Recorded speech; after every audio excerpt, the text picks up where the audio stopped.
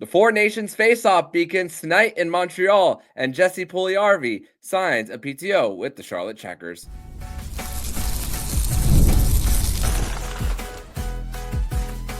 You're Locked On Panthers, your daily podcast on the Florida Panthers. Part of the Locked On Podcast Network, your team every day. And welcome into this Wednesday, February 12th edition of the Locked On Florida Panthers podcast, part of the Locked On Podcast Network, where it's your team every day. Thank you for making the Locked On Florida Panthers podcast your first listen of the day. I'm Armando Velez from Hockey News. You can follow me on X at MondoMan12. Follow the show account on X and Instagram at LO_FLA Panthers and on Blue Sky at LA Panthers. You can follow the podcast anywhere you listen to podcasts and on YouTube. If you're on the YouTube channel, make sure to press that like button. Today's episode is brought to you by FanDuel. Right now, new FanDuel customers can get $150 in bonus bets with your first $5 bet. And you can do that all on FanDuel. So we have a jam-packed show today, as today kicks off the Four Nations face-off tonight between Canada and Sweden. And man, am I excited for international hockey. And here to discuss all of that and more today, it is a Winans Wednesday edition of the show, which means Jacob Winans is back here. And Jacob, international hockey is finally here, my friend. Oh, man, I'm excited. I'm sort of on the edge of my seat a little bit with these games getting started. You know, it's going to be high intensity, high energy. So, of course, your mind immediately goes to, I hope our guys get out of this healthy. But I'm super pumped to watch best on best international hockey. This should be great, and we're privileged as Panther fans because we get to watch all of our best players participating. It's going to be a lot of fun. No doubt. And basically from here until the end of it, we're going to be discussing everything Four Nations because of how many Panthers there are. But speaking of the Panthers, we're going to do a little bit of housekeeping here in this first segment, at least in the beginning of the segment. There was a transaction that happened over the last few days as Jesse Puljujarvi, former 4th overall pick from the 2016 draft, has signed a PTO with the Charlotte Checkers. And we saw how, by the way, 2 picks before Matthew Tkachuk, we saw how he was with the same line as Edmonton. And you know, a lot of talk from Puljujarvi was the analytics look good, but the production wasn't there. And let's talk a little bit about his measurables. 6'4", right-handed shot. The scouting right when he was drafted discussed about a guy who was a grinder, combined strength and speed. And this is going to be his 4th opportunity in North America.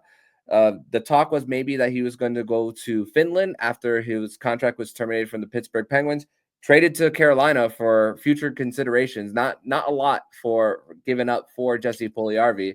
Signed a 2-year deal, placed on waivers, came back for 1 game, and then had his contract terminated from him. So low risk, high reward, but no expectations for Jesse Puljujarvi in his 4th stop here in pro hockey. Yeah, I don't think there's really any expectations when you're getting a guy on an AHL PTO. Yeah, that's pretty much we'll see what there is here before your chances are pretty much out as far as North American hockey goes.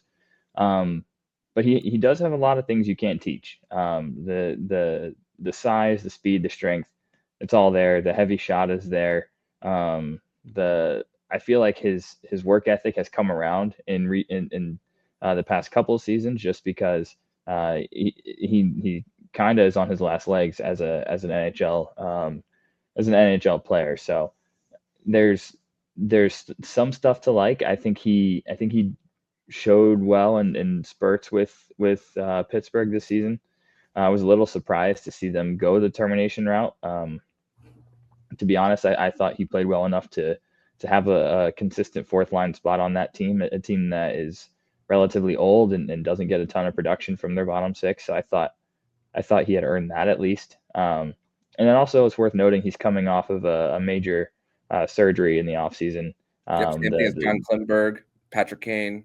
Yep, the hip resurfacing surgery is It's sort of the NHL equivalent to like an NFL player with a torn ACL or an NBA player with an Achilles. It's something that's really, really difficult to come back from in hockey, because so much is generated from your hips, where power skating is concerned. So we'll see if there's any potential to be tapped coming out of this rehab. So it's intriguing. You know, the Panthers have a great track record of developing guys who are castaways and forgotten about by other teams. It's kind of the Panthers' forte, especially at the forward group. They've had some success on the defensive side with Forsling and Montour and even Josh Mahura, but they've really become the best in the league at reviving careers for depth forwards, and I think there's definitely potential there, especially how we know the Panthers love their Finns. So we'll see what comes of this. It's intriguing. Something to keep an eye on, and I'm definitely wishing him all the best, because if someone's going to be able to tap into his potential, it's going to be this organization, and there's still some stuff to like there. We'll see if that turns into anything. But now to switch gears to Four Nations, just a few changes. The only thing we provided on Monday's show was discussing the forward lines in the first practice, but there has been a few changes. Nathan MacKinnon now shifting from wing to center. Now Crosby's on Nathan MacKinnon's wing. Travis Konechny missed the Monday's practice with an illness, so now he's on the fourth line with Cirelli and Hagel, which means Sam Bennett is the extra forward for Team Canada, and Jordan Binnington is the starter for Team Canada for Wednesday night's game against Sweden. But the power play units: Makar as the point man, McKinnon and McDavid on the flanks, Sam Reinhart in the bumper, and then Sidney Crosby in around the net. Power play 2, Shea Theodore with Mark Stone at the bumper. The flanks are Mitch Marner and Travis Konechny, and then Braden Point up front. Penalty killing forwards are Cirelli, Brandon Hagel, Mitch Marner, Seth Jarvis, and then the PKD is Colton Parayko, Devontae, and Drew Doughty as the main guys there. Biggest strength is that they have a checking line for the fourth line, and then they have a shutdown line for them. When you think about guys of, especially if you have an extra and Travis Sanheim from the Philadelphia Flyers. So if you put him on a line and you put Josh Morrissey out, so that is a shutdown as far as big guys for Team Canada's. Question obviously still is the goaltending for this team. So when you look at this team, Jacob, what are your thoughts? My thoughts are I don't know what you can possibly do about that power play. I mean, you might as well just leave your goal open and get it over with. That power play is absolutely ridiculous. That's crazy. Beyond that, I think Sam Bennett finds his way into the lineup early. I think there's as the games get bigger, he's a guy you want playing, and I think he fits perfectly in the bottom six role. He can play a checking line role to a T. So I think Sam Bennett finds his way in there. I think Sam Reinhart on a line with Connor McDavid, super cool. Also pretty funny, given the history, how Reinhart scores the goal that wins the cup over Edmonton, and now they're playing together. It's just funny how those things work out in hockey when international play comes around. So it'll be cool to see how they play together. And their defense is pretty solid outside of obviously the top guys, Makar, Taves. That's a ridiculously good top pair, and Colorado's very fortunate that's all theirs. But I think Doughty was a good replacement. I would have loved Mackenzie Weegar getting that shot, but Doughty's the veteran, has international hockey experience with Canada, so deep and experienced at D. The big question is goaltending. We'll see if they can keep pucks out of their own net. Yeah, we'll see if they can. As on paper, it looks like that Canada's goalie department is the weakest of the bunch. USA. Quote from Matthew Tkachuk saying, we're talking game sevens, talking about the intensity going back to the Stanley Cup final.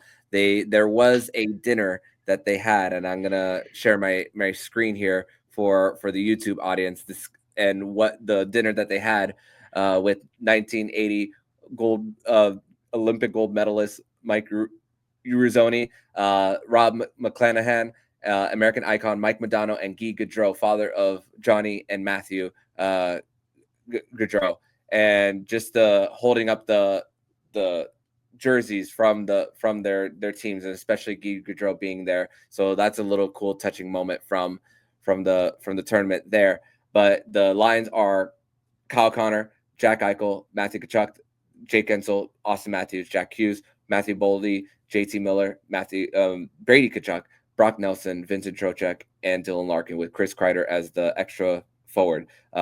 Jacob Slavin, Adam Fox are the D pairs for the first one. Zach Werenski, Charlie McAvoy, Noah Hannafin, Brock Faber, and Jake Sanderson as the extra D there. But power play is Adam Fox, Jack Hughes on the bumper, Matthews and Eichel on the flanks, and then Matthew Tkachuk as around the net. Brady Tkachuk is also around the net, but on power play too.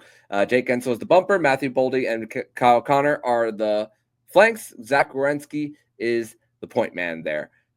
Penalty kill forwards are Vincent Trocheck, JT Miller, Brock Nelson, and Dylan Larkin, while the defensemen on the PK are Jacob Slavin, Charlie McAvoy, Noah Hannafin, and Brock Faber. Best goaltending of the tournament. Kyle Connor on power play too, which is very underrated in my opinion. And Jacob Slavin might have his work cut out for him, but is definitely fit for a role like this. And then Zach Werenski being rewarded for the big season that he's had with Columbus. And all their PK forwards are grinders who could win defensive zone draws. I think that's a big factor for the USA and what they could do as far as that. So your opinions on this lineup? Yeah, I think Team USA probably has the most well-balanced group, especially on defense. I love what they've put together defensively. Just the mix of offense and shutdown ability, I think is really, really impressive, especially when you got like Slavin and Fox. Slavin's probably one of the top three defensive defensemen in the entire sport, and then you pair him with Fox, and it kind of allows Fox to play to his strengths and roam a little bit and utilize his offensive ability. So I love their defensive balance. I love the fact that their D is going to be able to take chances, given that they have incredibly strong goaltending. They're not going to be asked to do too much to shelter a bad goaltending department. Their goalies are the best in the tournament, hands down. You can take chances. You can rely on your goaltending, assuming Hellebuck plays better than he did in his most recent playoff appearance. I think their defense and goaltending is going to push them over the top here. I love the mix of skill with grit and grind on the forward lines. We're a little upset that we're being deprived of Brady and Matthew on the same line, but it does make sense to split them up. You want to have that Tkachuk presence on multiple lines. It's the gritty toughness that you need to maximize the skill players. So it doesn't make sense from a coaching standpoint to put them together. You got to spread that skill set out across multiple lines. So love the balance, love the depth. If there's one concern, it's the way their fourth line depth maybe matches up against some of the others, specifically Canada. I feel like Canada's got a much stronger bottom six than USA on paper. But like you said, the U.S.'s bottom six, especially their fourth line, is full of guys who are willing to do the dirty work. And we know that about Vinny Trocheck. He's a guy who's not afraid to put his face in the fan where the greasy moments are concerned. He can play that style. Yeah, and can't wait to see what they do on the international stage for sure. But we're going to continue this conversation and discuss more about Finland and Sweden, more on the lineups, where Alexander Barkov is placed around the lineup. Is he and on the power play? And is Nico Mikkola a top pair defenseman for Team Finland? We'll discuss that more next here on the Locked On Florida Panthers podcast.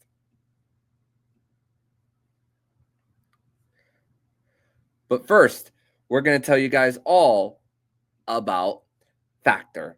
Looking to optimize your nutrition this year? Factor makes eating well easy with chef-prepared, dietitian-approved meals that are fresh, never frozen, and ready to heat and eat in just 2 minutes. With 40 options across 8 dietary preferences every week, you can customize your meals that fit your lifestyle, whether it's Calorie Smart, Protein Plus, or Keto. Plus, Factor even offers wholesome smoothies, breakfast, and grab-and-go snacks to keep you fueled all day long. Eat smart with Factor. Get started with factormeals.com/LockedOnNHL 50 off and use code Locked On NHL 50 off and get 50% off your first box plus free shipping. That's code Locked On NHL 50 off at factormeals.com.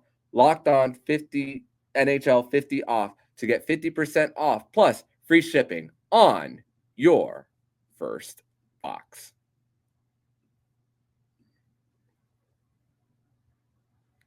Segment number 2 here on this Wednesday, February 12th edition of the Locked On Florida Panthers podcast. Thank you once again for making the Locked On Florida Panthers podcast your first listen of the day here on a Winans Wednesday. So, Sweden, no announcement of their starting goaltender for tomorrow so far as of right now. I think it's going to end up being Filip Gustafsson as the starter, and then Linus Ullmark will make his way in just because he's recently coming back from an injury. So this is how the Sweden is lined up. So forward lines are Filip Forsberg with Elias Pettersson in the middle and Adrian Kempe on the right wing. Rickard Rakell, Mika Zibanejad, and William Nylander. Jesper Bratt, Joel Eriksson Ek, and Lucas Raymond. Victor Arvidsson, Elias Lindholm, and Gustav Nyquist with Leo Carlsson as the extra forward. So the defense pairs are Victor Hedman, Jonas Brodin, Matthias Ekholm, and Erik Karlsson. Gustav Forsling and Rasmus Dahlin are the third pair for the Swedes, and then Rasmus Andersson as the extra D with the defensemen with the goaltenders of Filip Gustafsson, Linus Ullmark, and Samuel Ersson. Power play 1 will be Victor Hedman, William Nylander, Lucas Raymond, Mika Zibanejad, and Joel Eriksson Ek. Power play 2, Erik Karlsson, Elias Pettersson, Filip Forsberg, Rickard Rakell, and Jesper Bratt. So the penalty kill forwards, Eriksson Ek, Zibanejad, Lindholm, and Bratt.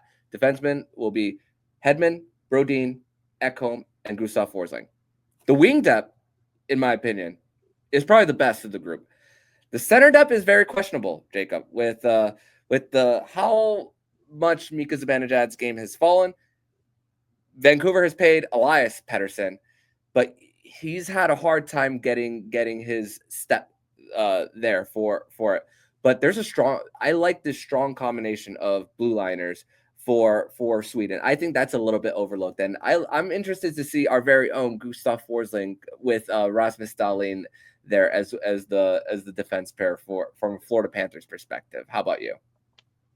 Yeah, I think their goaltending is a slight question mark, not nearly as big of a question mark as Canada, but I think their goaltending isn't really big game proven. So there's a little bit of question mark there, but their goalie should definitely be insulated and helped a lot by this defense. In my opinion, Sweden's got the best defense in this tournament. I really like what they have here. I think Hedman, of course, is the arguably the best Swedish defenseman of this generation. He's absolutely incredible. He's won everything there is to win as a D-man. There's a ton of big game experience on that blue line. You got some Stanley Cups on that blue line. I think you've got a good mix of youth and veteran presence there. The fact that Rasmus Andersson looks like he's going to be a healthy scratch is crazy, or the extra defenseman. That's wild to think about. I love the defensive combinations there. I think there's a lot of potential to get offense from the blue line, which can help make up for the lack of center depth. I'm in agreement with you. I think their centers are the weakest of the tournament, and I think that's their biggest downfall is going to be got to find a way to get some center production, and it's not going to be easy against the guys they're matching up against. But wings, I love their wings. I think they can get a lot of offense from their wings, and then if their defense can hold strong and protect their goalies and keep pucks out of the net, they're going to have a chance, even with a lack of center depth. But Dahlin and Forsling, that's the pair I'm most excited to see in this entire tournament. That's two really, really complementary styles there, and maybe long term, you look at that as see how they play well together, and Bill Zito, let's put that in the back pocket, maybe kick the can down the road a little bit, and then see if Dahlin wants out of a bad Buffalo situation at some point. Just throwing it out there. His contract is pretty hefty, but hey, it is. who knows? But every pair has like a mix of an offensive guy versus a shutdown guy as well. So that's anotother thing. Yep. So that's another Complementary. thing of how strong this is. And when you look at the wings, you see 40 goal scorers like a Philip Forsberg, a 30 goal scorer in a Lucas Raymond, who's still very young. One guy that doesn't get talked about in Jesper Bratt, because I mean, this star power of having a Jack Hughes on his team is another thing that might have Jesper Bratt someone overshadowed, and Willem Nylander is one that's overshadowed based on Austin Matthews on his own team. So guys that are a little under the radar there for their even their own respective teams. So yeah, and if you look at, I just want to say on the defensive side of things, if you look at their crop of shutdown guys, the styles there are so complementary and so similar. Having Brodin on one, Ekholm on one, and Forsling on one, it's three guys that play almost an identical shutdown game where it was such great active sticks, great skaters, perfectly positioned all the time. That's going to be a tough team to score on, even if their goaltending isn't perfect. Yeah, no doubt. All right, let's go to Finland. Arturi Lenkinen, Alexander Barkov, Mikko Rantanen, Roope Hintz, Sebastian Aho, and Patrick Laine, Teuvo Teravainen, Erik Haula, Joel Armia on the third line, Eetu Luostarinen, Anton Lundell on the same line, and Mikael Granlund and Kaapo Kakko as the extra forward. Nico Mikkola is on the top pair with Asa Lindell. Juho Välimäki is and Olli Mata, Vakanainen and Henri Jokiharju, and then Madam Paulo is going to be the extra defense for Finland. So goaltenders are Jussi Saros, Kevin Lankinen, and Ukko-Pekka Luukkonen. Power play, they're going with 5 forwards. Alexander Barkov is running the point with Patrick Laine, Mikko Rantanen, Roope Hintz, and Sebastian Aho. Power play 2 is Asa Lindell, Arturi Lenkinen, Mikael Granlund, Teuvo Teravainen, and Anton Lundell. PK forwards are going to be Barkov, Teravainen, Lundell, Armia, and then the PK defensemen are Lindell, Mikkola, Välimäki, and Olli Mata. Centers are deep, especially in the top 6 for them. You have Hintz playing on the wing. We could see him shifted. Maybe they eventually put one of the wings guys down one to help out based on how deep they are. And then blue line, very depleted. We spoke about Miro Heiskanen not being part of this tournament for them. And I think they're going to need some deep support from their forwards, especially it starts with Alexander Barkov. We're probably going to see some 3-2, 2-1 games from this Finnish squad.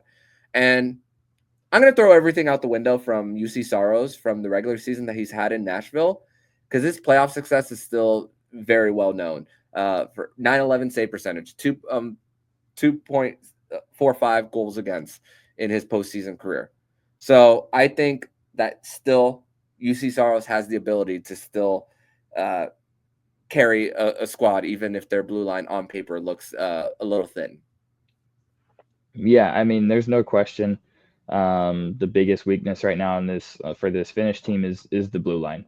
Their defense is very depleted. I think as far as position groups go, it's probably the weakest position group on paper of any team. I think it's probably a little bit weaker of a group than Canada's goaltending as far as a weakness. So that the defense has the potential to be their downfall. But I will say, if there's one team in one country that can survive a weak blue line, it's Finland, because of the fact that every single Finnish forward plays defense to the maximum amount of effort and responsibility. I think if there's one group that can overcome lack of blue line, it's absolutely Finland. Top to bottom, this lineup is full of two-way forwards, with the exception of maybe Patrick Laine. And we don't know. We don't know how he's gonna play in this type of tournament, if he's gonna turn it up defensively, because he certainly has the ability to when he wants to. It's just the effort sometimes has lacked where defense is concerned. But you have a multi-time Selke winner in Barkov leading the way here. As far as the two-way game goes, they're going to kill penalties well. They're going to win face-offs. They're going to win board battles. They're going to keep games close. If Saros can steal you some saves and you can get a timely goal with a power play that should be really intriguing, it's a team that's going to compete. Finland has surprised people before in international play, and they play such a consistent style. There's never anything easy against a Finnish team. They top to bottom, this whole group is going to play two-way.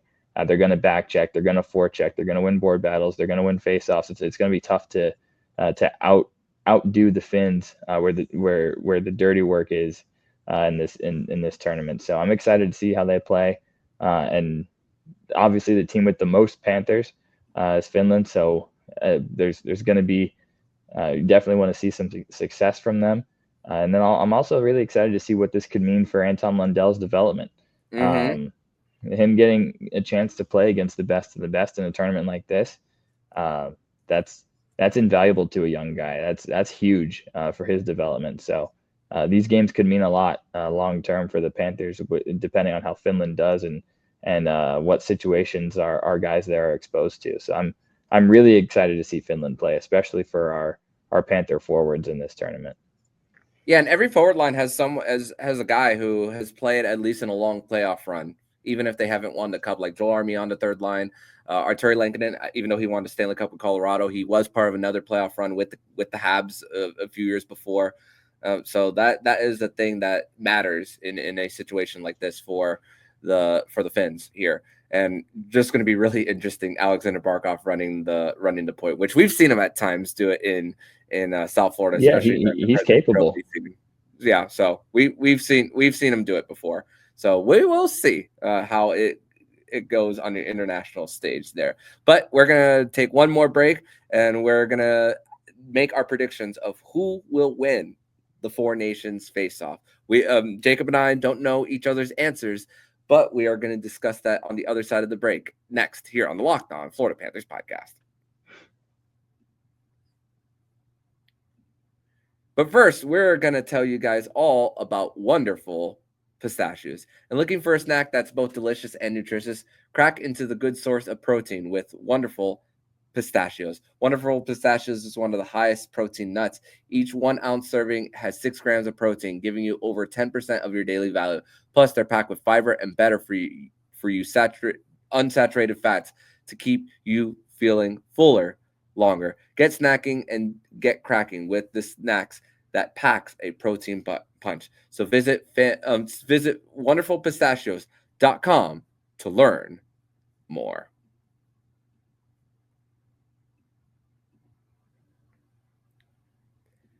Third and final segment here on this Wednesday, February 12th edition of the Locked On Florida Panthers podcast. Thank you once again for making the Locked On Florida Panthers podcast your first listen of the day here on a Winans Wednesday edition of the show.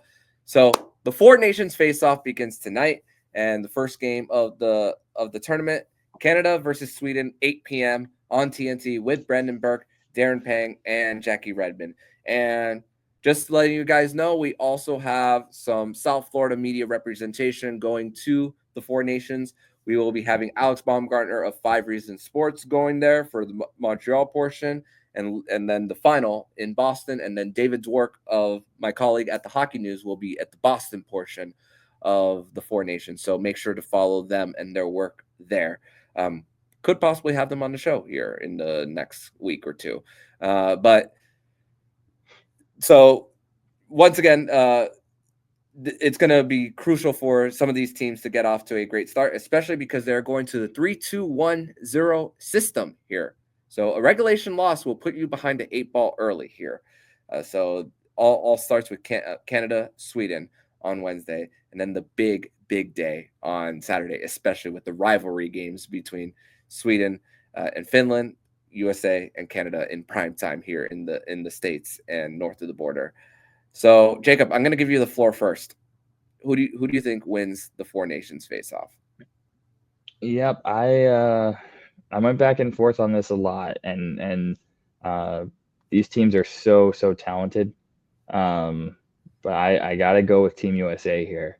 I think Canada is going to be their biggest test. I think Canada's forwards are just electric and can outscore anyone, and may well have the ability to outscore any goalie problems they run into. But I just think Team USA is the most well-balanced group. I think they've got the best mix of skill and grit on the forward lines, and that's going to come in handy in the big games. And I love their goaltending. I love their goaltending as the difference maker, and also just it is hockey related, but obviously something bigger than hockey. I just think it means more to the U.S. group right now. I saw today that they're keeping a stall with Johnny Gaudreau's jersey in it for the duration of the tournament, and he's the United States all-time leading scorer in international play. This tournament I feel like is going to mean more to the American group, knowing that he likely would have been on this team. No doubt.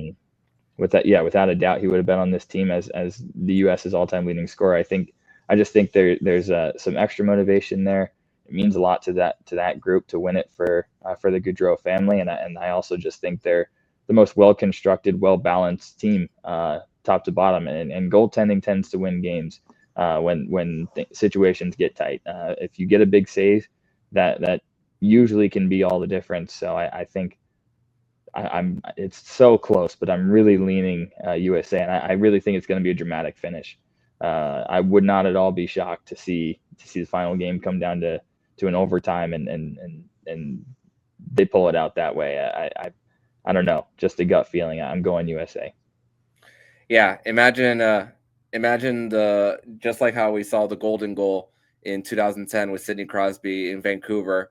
Just imagine that happening on U.S. soil with the USA doing it. If it happens to be against Canada, which chances are we're saying that, and it's likely not going to happen. Watch. It's not. Sweden's the dark horse. I don't know. I think Sweden might pull it out of their hat. It could possibly happen. There is that possibility. Hey, like we said, it's going to depend on Mika Zibanejad and Elias Pettersson for them. But I'm also going to go with the USA. I just think even without Quinn Hughes, his absence is definitely well known around this USA roster. But he's doing the best that he's doing what's best for his team, especially when they're right on the wild card bubble for them. I know, and the thing is, Jordan Binnington, he has even outside of his Stanley Cup run, he's been down but back up in the postseason. Last year, he had a great year. The 2022 postseason, he was great, but also that was a few years ago.